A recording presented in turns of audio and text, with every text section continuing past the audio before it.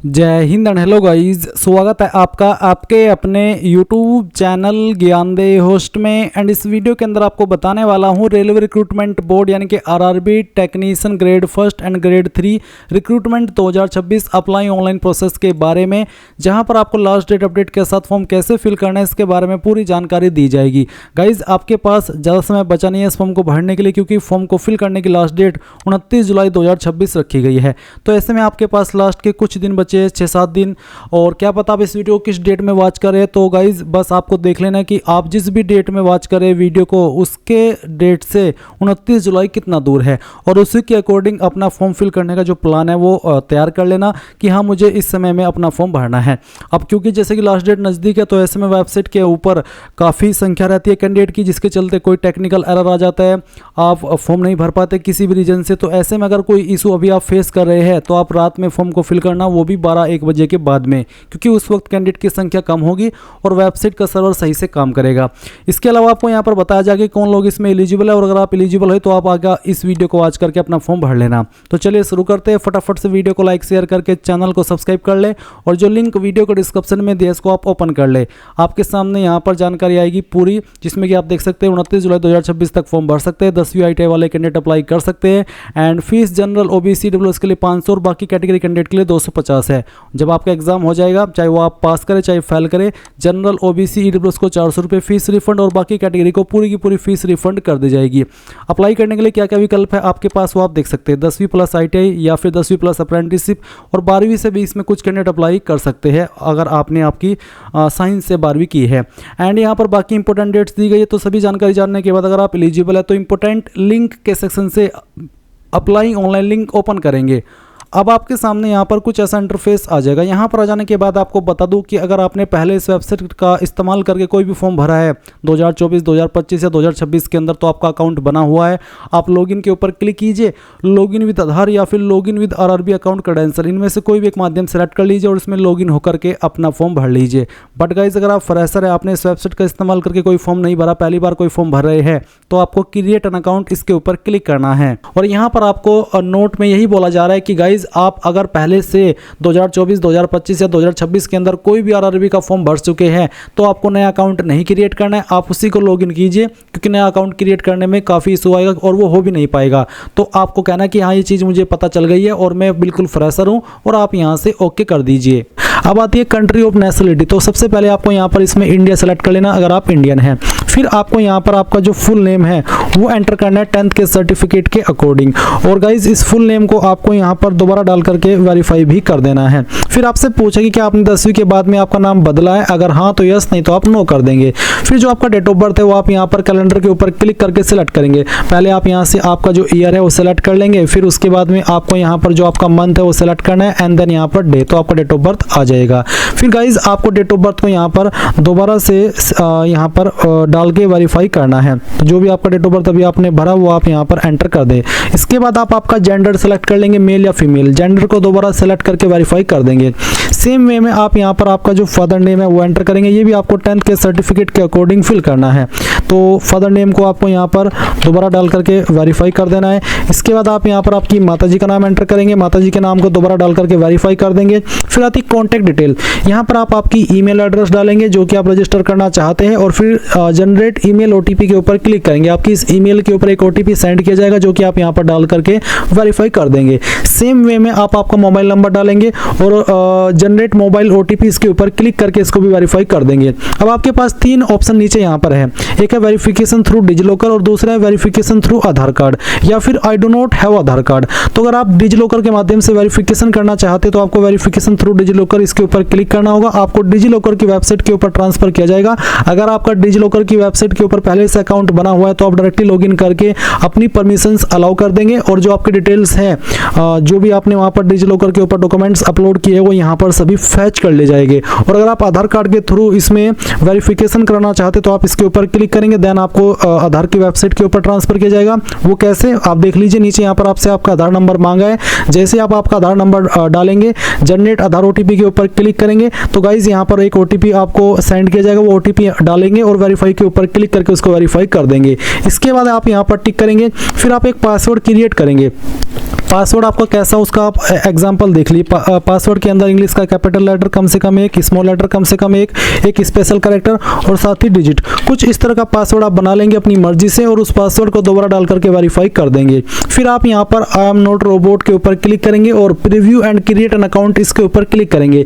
इसके ऊपर क्लिक करने के बाद जो भी जानकारी आपने शुरू से लेकर अभी तक भरी है वो सभी आपके सामने आएगी। अच्छे से जानकारी एक एक करके चेक कर लेना, क्योंकि ये वो सब जानकारी है जो कि करेक्शन के टाइम भी आप एडिट नहीं कर पाएंगे, इसलिए सभी जानकारी अच्छे से चेक करनी है, टाइम लगा करके एक स्पेलिंग, ताकि आपको पूरी तरीके से श्योरिटी हो जाए कि हाँ सभी इन्फॉर्मेशन सही है। और जब आपकी इन्फॉर्मेशन बिल्कुल करेक्ट हो तब आप यहाँ पर इसको सबमिट कर देना। जैसे ही आप ये प्रोसेस कंप्लीट कर लेंगे आपका अकाउंट क्रिएट हो जाएगा। अब आप यहाँ पर इस वाले इंटरफेस पर आएंगे और लॉगिन करेंगे। लॉगिन करने के लिए आपके पास यहाँ पर दो विकल्प हैं, एक है आधार वाला, अगर आपने आधार के थ्रू वेरिफिकेशन किया है तो आप यहाँ पर लॉगिन विद आधार सेलेक्ट करके आपका वो नंबर डालिए जो आधार के साथ में लिंक है और जनरेट आधार ओटीपी के ऊपर क्लिक कीजिए और जो ओटीपी आएगा वो यहाँ पर डाल करके आई एम नॉट रोबोट के ऊपर क्लिक करके लॉगिन हो जाइएगा। अगर इसमें कोई इशू आ जाता है तो आप login with RRB account credential इसके ऊपर क्लिक करना, आपका रजिस्टर्ड नंबर या ईमेल एड्रेस यहाँ पर डालना और जो पासवर्ड अभी आपने बनाया अपनी मर्जी से वो यहाँ पर डालना और फिर यहाँ पर आई एम नॉट रोबोट के ऊपर क्लिक करके लॉगिन के ऊपर क्लिक करना। इसके बाद में गाइज आपके सामने यहाँ पर ओटीपी सेंड करने का विकल्प आएगा। आपको सेलेक्ट करना होगा कि आप ओटीपी ईमेल पर चाहते हैं या फिर नंबर पर, जो भी माध्यम आप सेलेक्ट कर लेते हैं उसी के ऊपर आपको ओटीपी सेंड किया जाएगा। वो ओटीपी आप यहाँ पर डालेंगे और लॉगिन के ऊपर क्लिक कर देंगे। अब यहाँ पर आपके सामने कुछ इस तरह का इंटरफेस आ जाएगा। मैं आपको बता दूं, अगर आप इस वेबसाइट के ऊपर पहले से रजिस्टर्ड है तो गाइज आप अपनी डिटेल्स को अगर मॉडिफाई करना चाहते हैं तो आप मॉडिफाई रजिस्ट्रेशन डिटेल्स इसके ऊपर क्लिक करेंगे एंड देन यहाँ पर क्या क्या इन्फॉर्मेशन आप एडिट कर सकते हैं उसके बारे में बोला गया, तो आप यहाँ से ओके करेंगे और आपको जो भी इन्फॉर्मेशन एडिट करनी है जैसे कि पर्सनल इन्फॉर्मेशन, जिसमें कि आप यहाँ पर जिस डिटेल को भी एडिट करना है वो पेंसिल के आइकन के ऊपर क्लिक करके उसको एडिट कर लीजिएगा, या फिर कॉन्टैक्ट इन्फॉर्मेशन, यानी कि ये चीज़ आपको पहले ही कर लेनी है और ये उन्हीं के लिए है जो कि पहले से रजिस्टर्ड है, जिन्होंने 2024, 2025 या 2026 के अंदर कोई फॉर्म भरा हो। बट अगर आपकी इन्फॉर्मेशन बिल्कुल सही है, कोई मॉडिफिकेशन आपको नहीं करना, तो अब आप यहाँ पर ऑनलाइन एप्लीकेशन इसके ऊपर क्लिक करेंगे। यहाँ पर आपके सामने आपकी वैकेंसी आएगी, ऊपर होगी आपकी टेक्नीशियन ग्रेड 1 की वैकेंसी और नीचे ग्रेड 3 की। तो अगर आपको ग्रेड 3 पर अप्लाई करना है आप यहाँ पर आपका जोन सेलेक्ट करेंगे, जिस जोन के लिए आपको अप्लाई करना है, उसके बाद यहाँ पर टिक करेंगे एंड देन नेक्स्ट के ऊपर क्लिक कर देंगे। इसके बाद गाइज यहाँ पर मेरा जो डाटा है वो फैच कर लिया गया, क्योंकि मैंने पहले से फॉर्म भर के रखा है, इसलिए मैं यहाँ पर आपको अपने डाटा से किस तरह से आपको जानकारी भरनी है वो एक्सप्लेन करने वाला हूँ। तो आप ऊपर की तरफ जो इन्फॉर्मेशन देखेंगे वो होगी जो कि आपने अभी रजिस्ट्रेशन करते समय भरी। जो आपको यहाँ पर अभी नई इन्फॉर्मेशन भरनी है वो है आपका मैरिटल स्टेटस। तो आपको बताना है आप मैरिड हो या अनमैरिड हो, जो भी आपका स्टेटस है वो आप यहाँ पर सेलेक्ट कर लेना। उसके बाद में रिलीजन आपका क्या है वो आप यहाँ पर सेलेक्ट कर लेंगे। फिर मदर टंग यानी कि आपकी मातृभाषा कौन सी है वो भी आपको यहाँ पर सेलेक्ट कर लेनी है। गाइज यहाँ पर जब आप रिलीजन सेलेक्ट करेंगे तो उसके बाद में एक सवाल आपके सामने आएगा, do you wish to avail fee exemption, यानी कि जो फी एग्जाम्शन मिलता है। फी एग्जाम्शन अगर आपको नहीं पता क्या, मैं आपको बता दूं, मैंने वीडियो की शुरुआत में भी आपको बताया था कि जनरल ओबीसी ईडब्ल्यूएस को 500 रुपये फीस पे करनी है और बाकी कैटेगरी को 250 रुपये पे करनी है। और उसमें जब आपका सीबीटी फर्स्ट हो जाएगा तो उसमें आपको जनरल ओबीसी ईडब्ल्यूएस को 250 रुपये फीस रिफंड की जाएगी और बाकी कैटेगरी कैंडिडेट को पूरी की पूरी फीस रिफंड की जाएगी। तो ये उसी के बारे में पूछा गया है कि जो फीस आपको रिफंड की जाएगी क्या वो आपको लेनी है। अगर आप उसको लेना चाहेंगे तो आप यहाँ पर यस करेंगे। अगर आप इसमें do you wish to avail fee exemption इसमें नो कर देंगे तो गाइस जब आपको फीस रिफंड होगी भी तब आप वहाँ पर फीस रिफंड नहीं ले पाएंगे, क्योंकि आप इसके लिए पहले ही मना कर चुके हैं कि मुझे फी एग्जाम्शन नहीं चाहिए। तो अगर आप कोई फीस लेनी है सभी कैंडिडेट को, क्योंकि कौन चाहता है कि मेरे पैसे वहाँ पर रहे, और ये फीस तो आपको चाहे आप एग्जाम के अंदर पास हो चाहे फेल हो तब भी मिलेगी, बस आपको एग्जाम देना है। तो आप सभी कैंडिडेट इसमें यस कर देना कि हाँ मुझे फी एग्जाम्शन चाहिए। अब जैसे मैंने यहाँ पर यस किया, यस करने पर यहाँ पर इन्फॉर्मेशन आती है कि you have claimed waiver of examination fee, you will be required to furnish an affidavit on non judicial stamp paper mentioning your minority community at the time of document verification. यानी कि जब आपका document verification होगा तो उस वक्त आपको दिखाना होगा कि मैं माइनॉरिटी से आता हूँ या फिर उस कैटेगरी से आता हूँ जिसको ये छूट मिल रही है। तो गाइज आप वहाँ पर दिखाएंगे। आप इसमें I understand and I agree इसके ऊपर क्लिक कर देंगे। ये ऑप्शन उनके लिए भी है जो कि यहाँ पर सिलेक्ट हो जाएंगे और फिर वो चाहते कि मुझे अपनी पूरी की पूरी फीस रिफंड चाहिए। अब क्योंकि ऐसा भी है कि कुछ कैंडिडेट तो ऐसे जो इसमें एग्जाम देने के बाद में सिलेक्ट नहीं होंगे उनको तो फीस रिफंड मिलेगी, बट कुछ ऐसे भी होंगे जो कि यहाँ पर जिनकी जॉब लग जाएगी। अब वो ऐसे में ये भी सोचेंगे कि यार थोड़ा सा तो अमाउंट है, क्या हम इसको वापस ले। तो ये उनके लिए, ताकि आप वो डॉक्यूमेंट वेरिफिकेशन में दिखाइए कि मेरी ये माइनॉरिटी कम्युनिटी है या फिर मैं SC ST से आता हूँ और मुझे फीस चाहिए। बाकी कैंडिडेट को यहाँ पर जब आपको फीस रिफंड का प्रोसेस आएगा वहाँ पर ली जा सकती है, आप आपसे ये वाली इन्फॉर्मेशन, तो आप I understand and I agree इसके ऊपर क्लिक कर दे। अब इसके बाद में मदर टंग आपको यहाँ पर आपकी सेलेक्ट कर लेनी है। फिर choice of language for examination, यानी कि आप अपने जो एग्ज़ाम है वो कौन सी लैंग्वेज में देना चाहते हैं, जो भी लैंग्वेज आप सिलेक्ट कर लेंगे फिर इसी में आपको एग्जाम देना होगा। इसके बाद permanent visible mark of identification first, आपकी बॉडी के ऊपर ऐसा निशान जिससे आपकी बॉडी की पहचान होती है, ये निशान आपकी बॉडी के ऊपर कहीं पर भी हो सकता है, तो वो निशान के बारे में आप यहाँ पर डाल दीजिए। एंड अगर आपकी बॉडी के ऊपर कोई ऐसा निशान नहीं है तो आप यहाँ पर नो मार्क लिखेंगे, बट अगर आपकी बॉडी के ऊपर है तो आप पहला निशान लिखेंगे, और अगर दूसरा भी कोई निशान है तो आप उसके बारे में भी लिख देंगे। अगर नहीं है तो आप यहाँ पर नन लिख सकते हैं या फिर नो मार्क भी लिख सकते हैं। अब आपके सामने यहाँ पर कम्युनिटी आएगी, तो आपको बताना है कि आप जनरल हो, एसटी हो, ओबीसी हो या ईडब्ल्यूएस हो। अगर आप ओबीसी हो तो आपके सामने किस तरह का विकल्प आएंगे मैं आपको दिखाता हूँ। मैंने ओबीसी सेलेक्ट किया। ओबीसी सेलेक्ट करने पर यहाँ पर कहा है कि only those communities which are recognized by central government of India as SC ST and OBC non creamy layer are eligible for reservation, यानी कि जो सेंट्रल गवर्नमेंट के SC ST OBC NCL candidate हैं उन्हीं को यहाँ पर रिजर्वेशन का फायदा मिलेगा। तो आप यहाँ पर I understand and I agree इसके ऊपर क्लिक करेंगे। फिर आपको बताना है कि आप नॉन क्रीमी लेयर है या फिर क्रीमी लेयर। क्रीमी लेयर तो जनरल में ही काउंट किए जाते हैं, नॉन क्रीमी लेयर को यहाँ पर रिजर्वेशन का फायदा मिलता है। अब जब आप नॉन क्रीमी लेयर सेलेक्ट करेंगे ओबीसी, तो आपसे कहा है कि आपका जो सर्टिफिकेट है वो आपका 1 अप्रैल 2026 के बाद का बना होना चाहिए और 29/7/2026 के बाद का नहीं होना चाहिए, यानी कि 1/4/2026 से लेकर के 29/7/2026 के बीच का बना होना चाहिए, और उसमें जो आपकी मैक्सिमम इनकम है वो 8 लाख से ज़्यादा नहीं होनी चाहिए। तो आप I understand and I agree इसके ऊपर क्लिक कर देंगे।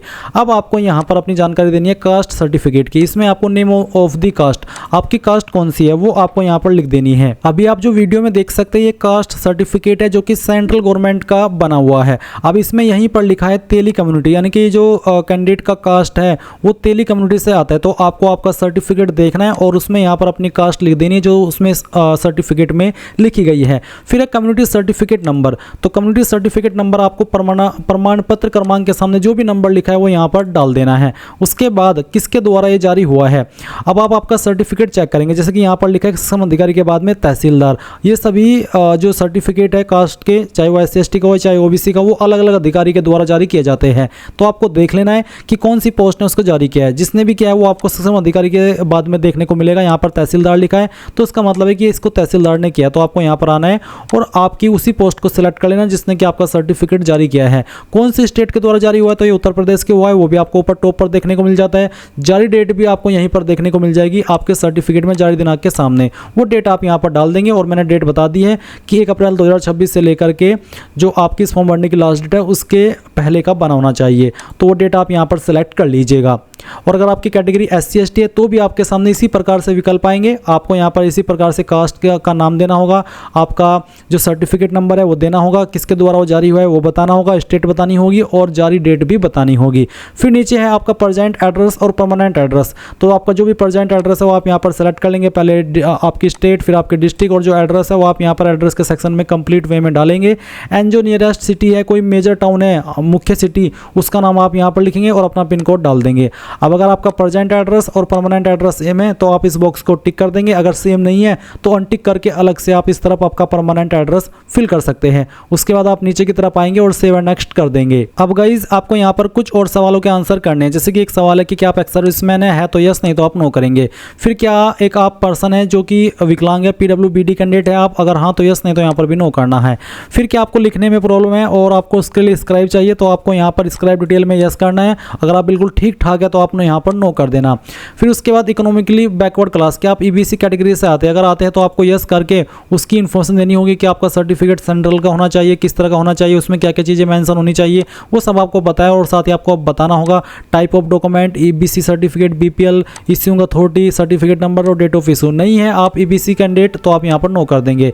फिर पूछा details of serving railway applicant, क्या आप एक एम्प्लॉय है इंडियन रेलवेज के जो कि अभी करंटली सेवा कर रहे हैं, अगर हाँ तो यस, नहीं तो आप नो करेंगे। फिर पूछा है कि name of the current department organization, तो अगर आपका कोई अन्य कोई गवर्नमेंट डिपार्टमेंट में आपको काम कर रहे हैं या फिर पब्लिक सेक्टर में या स्टेट में तो आपको बताना है, नहीं तो आप अगर बिल्कुल बेरोजगार है तो नॉट एप्लीकेबल सेलेक्ट कर लेंगे। फिर पूछा है details of course completed act apprentice, अगर आपने एक्ट अप्रेंटिस किया रेलवे की किसी भी शाखा से तो आप यहाँ पर यस करेंगे। फिर आपको बताना कि कौन से ट्रेड में की है, कौन सी डेट में आपने ट्रेनिंग ज्वाइन की थी, कब तक आपने की थी, और इज़ योर रिजल्ट डिक्लेयर्ड, अगर रिजल्ट डिक्लेयर्ड हो गया है तो यस करने पर आपको सर्टिफिकेट नंबर, सर्टिफिकेट की डेट, किस डेट में जारी हुआ है, मार्क्स ऑब्टेंड और फुल मार्क्स, नहीं हुआ है तो आप यहाँ पर नो कर देंगे। एंड अगर आपने ये एक्ट अप्रेंटिस की ही नहीं है तो आप यहाँ पर नो कर सकते हैं। फिर पूछा है bank details for refund of fees, जो आपको फीस रिफंड होगी वो आपको इसी बैंक में होगी, और ये जरूरी नहीं है कि आप अपना ही बैंक अकाउंट यहाँ पर लिंक करें, आप आपके फादर, मदर, ब्रदर, सिस्टर या फिर किसी रिलेटिव का भी दे सकते हैं, उसके अकाउंट में आपको फिर फीस रिफंड कर दी जाएगी। तो अपना आधार कार्ड नंबर डालिए और उसके बाद में आपका जो अकाउंट है वो फैच किया जाएगा। जैसे कि मैंने यहाँ पर नंबर डाला और फिर मैं आई अंडरस्टैंड एंड अग्री इसके ऊपर क्लिक करता हूँ। यहाँ पर मेरा जो बैंक अकाउंट है वो फैच कर लिया गया है, जो आधार के साथ में लिंक है, और उसके बाद अब मैं यहाँ पर सेव करता हूँ। सेव करने के बाद ये जानकारी सेव हो चुकी है। अब मैं यहाँ पर नेक्स्ट के ऊपर क्लिक करूँगा।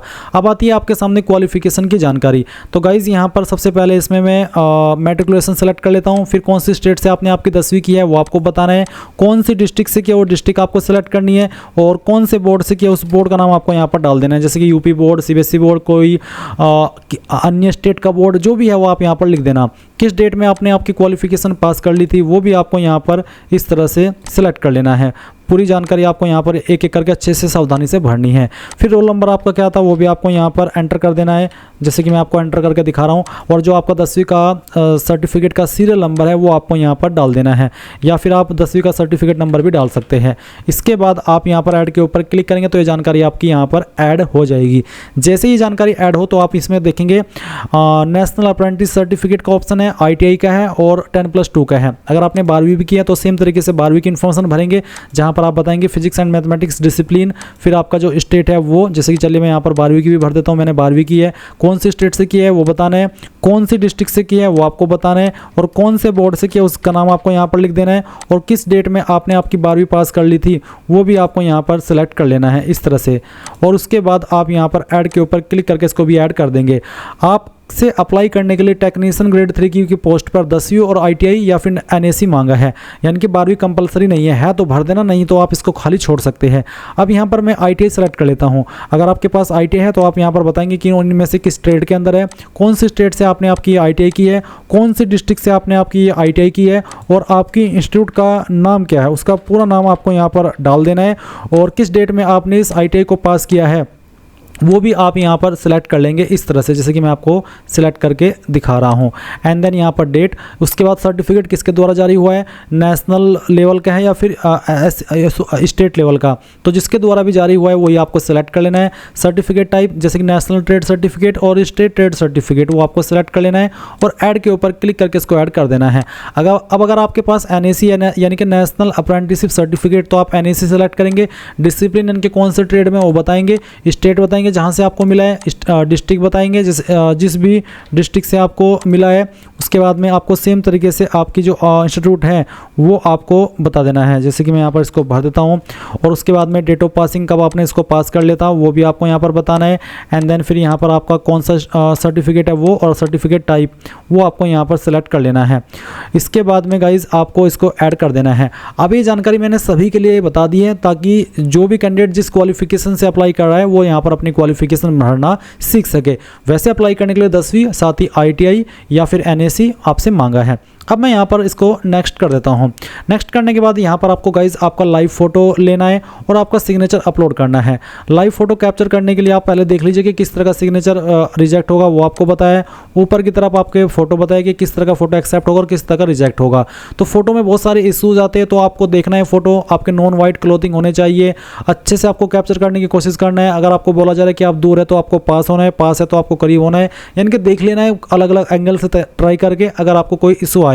तो चलिए मैं यहाँ पर आपको लाइव फोटो अपलोड करके इससे आगे का प्रोसेस दिखाता हूँ। गाइज यहाँ पर जैसे ही आपका लाइव फोटो कैप्चर हो जाएगा तो आप यहाँ पर इस वाले इंटरफेस पर आ जाएंगे और आप यहाँ पर आगे बढ़ जाएंगे।